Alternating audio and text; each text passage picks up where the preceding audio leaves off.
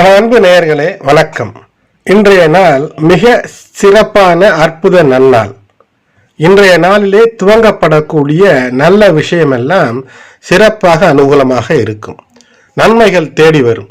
காரணம், தை மாதமாகிய இந்த மாதத்திலே சனி பகவானுடைய ஆட்சி வீடு மகரத்திலே தான் மகர ராசிக்கான அஷ்டமாதிபதி சூட்சும பலன்களை தரக்கூடிய தந்தையினுடைய அருளையெல்லாம் வாரி வழங்கக்கூடிய சூரியன் பயணப்படக்கூடிய நாள். இந்த நாளிலே மாலை வேளையிலே பௌர்ணமியை தரிசிப்பது, சத்தியநாராயண பூஜை மேற்கொள்வது அல்லது பூஜை மேற்கொள்ளக்கூடிய இடங்களிலே சென்று வழிபடுவது, குறிப்பாக முருகன் ஆலயங்களிலே மிக சிறப்பான வழிபாடுகளிலே பங்கேற்பது, மாலை வேளையிலே சந்திரனை தரிசிப்பது, சந்திரனுக்கான தரிசனம் செய்து கையிலே ஒரு உலோக நாணயம், தங்கம் அல்லது வெள்ளி காயின், இல்லை என்றால் இருக்கக்கூடிய 5 ரூபாய் 10 ரூபாய் காயினை கையிலே வைத்து வணங்கி அந்த அருளை பெறுவது. இப்படி சந்திரன் உங்களுக்கு அற்புதங்களை நிகழ்த்துவார். ஏனென்றால் சனியினுடைய நட்சத்திரமான பூச நட்சத்திரத்திலே இருக்கக்கூடிய அந்த பலன். சூரியனும் சனியினுடைய ஆட்சி வீடு மகரத்திலே, சந்திரனும் எங்கிருக்கிறார்? பூச நட்சத்திரத்திலே.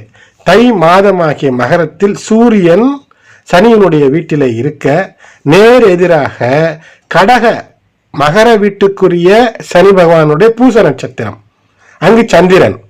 இது மிக விசேஷம். ஏனென்றால் கடகம் என்பது பார்க்கடல் ராசி. அங்கு இந்த பூச நட்சத்திரத்திலே தான் யார் உச்சம் பெறுவார்? குரு பகவான். அந்த குரு பகவான் உங்களுக்கு விரயத்தை தரக்கூடியவர். சில சமயத்திலே அந்த விரயம் சுப விரயமாக இருந்தால் மிகப்பெரிய உயரங்களுக்கு சென்று விடுகிறார்கள். இல்லை என்றால் ஏதேனும் சில மன கஷ்டங்கள் தரப்படுகிறது, இருந்தாலும் மிக உயரங்களை எட்ட முடிகிறது. சிலருக்கு விரயங்கள் நிரந்தரமாகி விடுகிறது.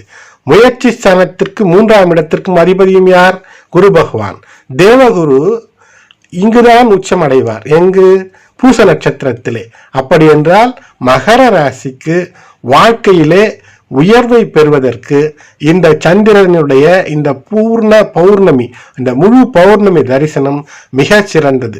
தந்தைக்கு உபதேசம் செய்த முருகனுக்கு இந்த பூச நட்சத்திரம் மிக சிறந்த நட்சத்திரம் ஆகினால்தான் தைப்பூசம் இந்தியாவில் உள்ள அனைத்து கோயில்களிலும், முருகன் கோயில்களிலே காவடி, கூத்து, ஆட்டம் என்று மிக சந்தோஷமாக கொண்டாடப்படுகிறது. அது மட்டுமல்ல, 10 மலை முருகன் என்று வெளிநாடுகளிலும் இருக்கக்கூடிய இடத்திலே பணத்தை கோடிகளிலே குவிக்கக்கூடியவர்கள் சனி பகவானுடைய பூரண நல்லாசையை பெறுவதற்கு இந்த நாளிலே முருகனை வேண்டுவது, அதேபோல் சத்தியநாராயண பூஜை மேற்கொள்ளுவது, இவையெல்லாம் சிறப்பை தரும்.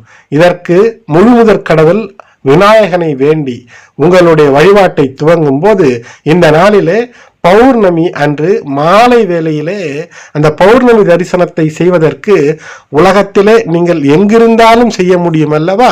ஆகையினால் இது ஒரு எளிய வழிபாடு. தரணியெங்கும் கொண்டாடப்படக்கூடிய தைப்பூசம், இந்த தைப்பூச நன்னாளிலே உங்களுக்கு அற்புதங்கள் நிகழக்கூடிய அமைப்பு. சனி பகவானுடைய நட்சத்திரமாக சொல்லப்படக்கூடிய பூசம், அனுஷம், உத்திரட்டாதியிலே பூசம் குரு பகவானுடைய உச்ச வீடு. பூசம்தான் குரு பகவான் அவதாரம் செய்த நட்சத்திரம். ஆகையினால் 12க்கும் 3க்கும் மகரத்திற்கு அதிபதியாக இருக்கக்கூடியவரை நீங்கள் இந்த நாளிலே கிரகித்துக் கொள்வது மிக சிறப்பு. ஆகையினால் இந்த வேண்டுதலை தவறாமல் செய்யுங்கள். மேலும் இந்த காலகட்டத்திலே செவ்வாய் பகவான் நீச்சம் பெறக்கூடிய இடம். ஆகையினால் கோபதாபங்கள் காரணமாக மனதிலே இருக்கக்கூடிய சில்மிஷ கல்மிஷ எண்ணங்களை எல்லாம் துடைத்து எறிவதற்கும் இந்த நாளிலே நீங்கள் மேற்கொள்ளக்கூடிய பூஜை உங்களுக்கு வரங்களை தேடி வந்து தரும்.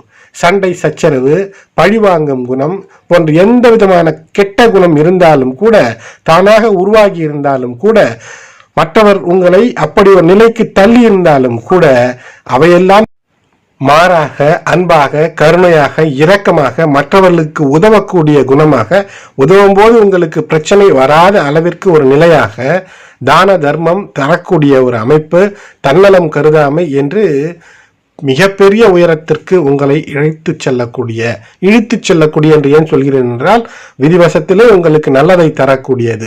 இந்த நாளிலே பூச நட்சத்திரத்தில் தான் செவ்வாய் நீச்சமடைவார், குரு உச்சமடைவார். அது சனி பகவானுடைய நட்சத்திரம். ஆகையினால் சனி பகவானுடைய பூரண நல்லருளை பெறுவதற்கு இது மிக ஏற்ற காலம்.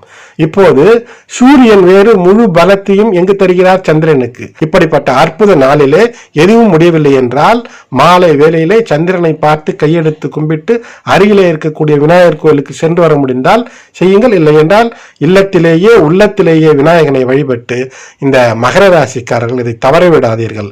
ஏனென்றால் தேடி வரும் நன்மைகள், அதனால் கோடிகள் வந்து பொற்காலமாய் மாறும், போர்க்குணம் அழியும், உயர்ந்த தன்மைகளையும் நாட்டையே ஆளக்கூடிய நன்மைகளையும் கூட பெறக்கூடிய அமைப்பு தரும். உங்களுடைய சுய ஜாதகத்திலே மிகப்பெரிய அற்புதங்கள் இருக்கும்போது சாதாரணமாக ஏதேனும் ஒரு மிகப்பெரிய பிரகாசத்திற்கு என்ன தேவை? ஒரு தீப்பொறி தான் தேவை. அதை இந்த நாள் தரும். தைப்பூசத்திலே பல வழிபாடுகள் இருக்கிறது. அதில் எல்லாவற்றையும் செய்ய முடியவில்லை என்றாலும் மாதிலே நினைப்பது, சத்யநாராயணனை நினைப்பது, சந்திரனை தரிசிப்பது, முருகன் நினைப்பது, முருகனை வழிபடுவது, விநாயகர் வழிபாடு, அதோடு கூட இயற்கையாகவே செவ்வாய், குரு, சனி பகவான், சூரியன் எல்லோருடைய ஆசையும் வந்துவிடும். எனது அன்பு நேயர்களே, நிச்சயம் கடைபிடிப்பீர். இதை மற்ற மகர ராசி அன்பர்களுக்கும் இதை பகிர்வீர். இதுவரை சப்ஸ்கிரைப் செய்யாதவர்கள் சப்ஸ்கிரைப் செய்து பெல் பட்டன் அழுத்தி தொடர்ந்து இணைந்து ஆதரவு தர அன்போடு வேண்டுகின்றேன். நன்றி.